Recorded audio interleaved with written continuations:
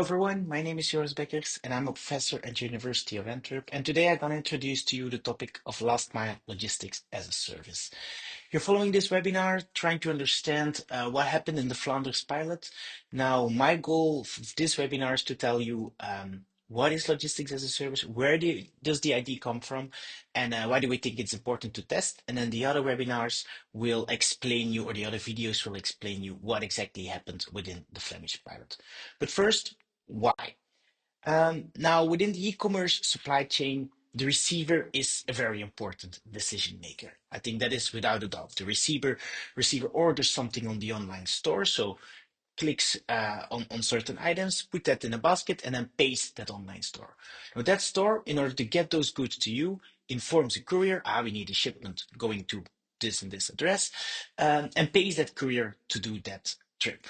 Now, what happens in the end? The parcels are transferred from the store to the courier, who then comes to the address. And that's actually where we see an important gap, because on the one hand, you have this information flow going from the receiver all the way to the online store, but there is also a very important interaction between the courier and the receiver in the middle of, at the end of this connection.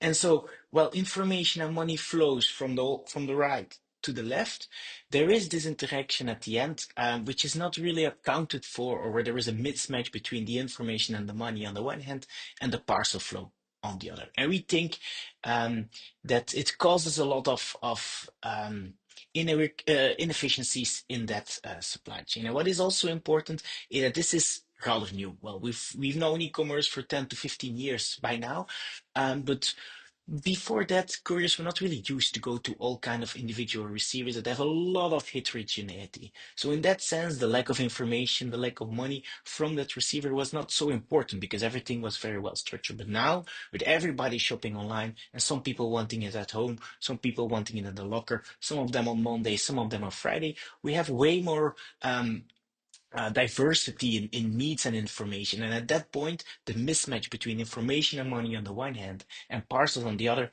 becomes more and more important. Now, in the e-commerce supply chain, we have a lot of solutions in the past 10 to 15 years with varied success. One of them that has received a lot of focus are pickup points. So this is already a rather old study, but what I want to focus on with you is in this second to last column, where we see the density or the accessibility of pickup points. And we saw that already back in 2018, almost 70% of the entire Belgian population lived within 1 kilometer of a pickup point, which is quite good accessibility, I would say.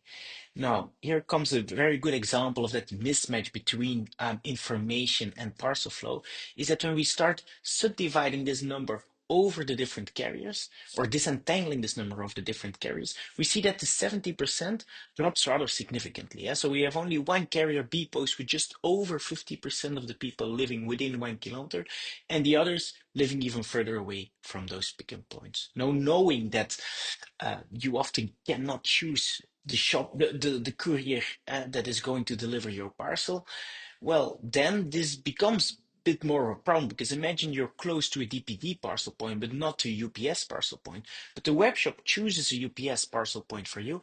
Well, yeah, then your accessibility decreases significantly. And so it's that mismatch or that creates, in our eyes, inefficiencies.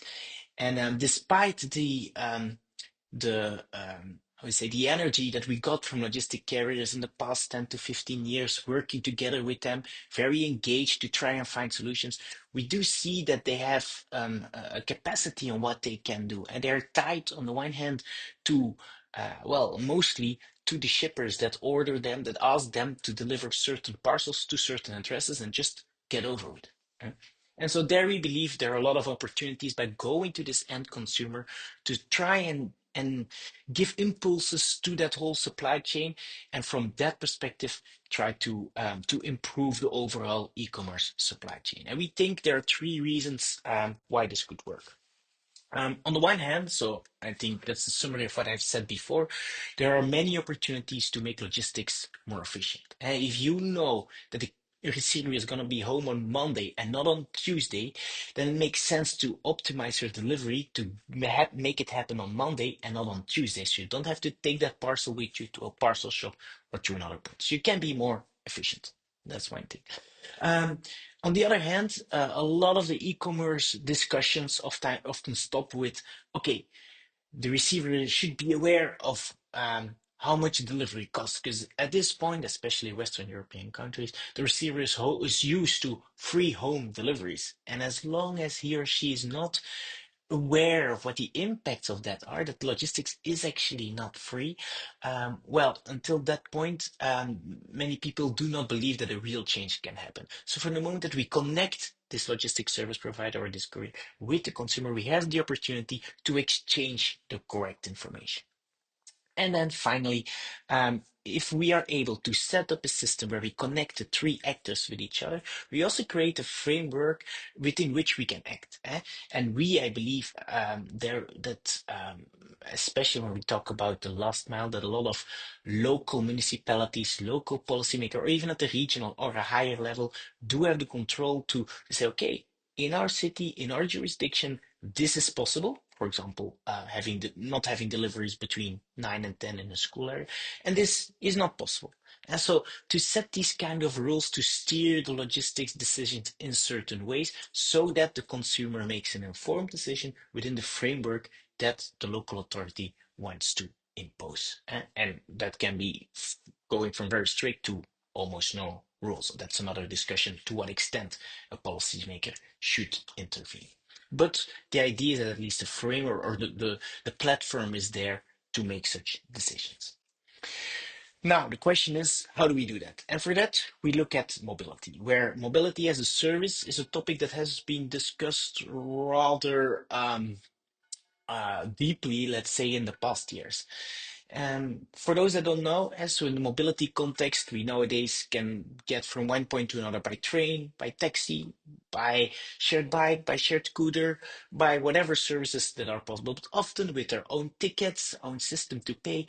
So there is such an abundance of alternatives that a need arose to integrate all these services and make one transport offer to that consumer to go from one place to another, ideally with the idea to make that alternative so convenient, one ticket to go from bus to scooter, for example, so that he or she does not need to take a car.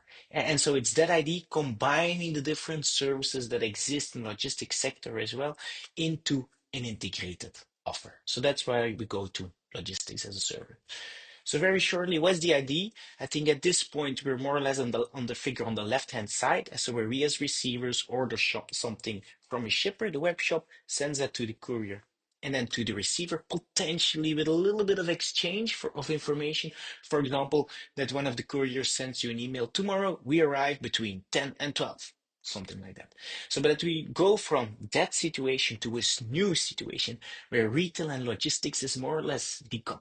So that you buy something online on a web shop, but that then actually when you start choosing your logistics services, that you are able to connect to a certain market where all kind of logistics service providers can offer their services. And then imagine there is a service provider that already comes to your neighbor on a certain day, then he or she can say, but I can offer you a logistics service cheaper than somebody that has to add an extra tour and potentially drive another kilometer to get to you. And so in that way, we would be able to mirror the real impacts into the costs that are visualized towards the consumer. And that's just one of the examples that are possible. And so that's a bit the idea where we're working towards.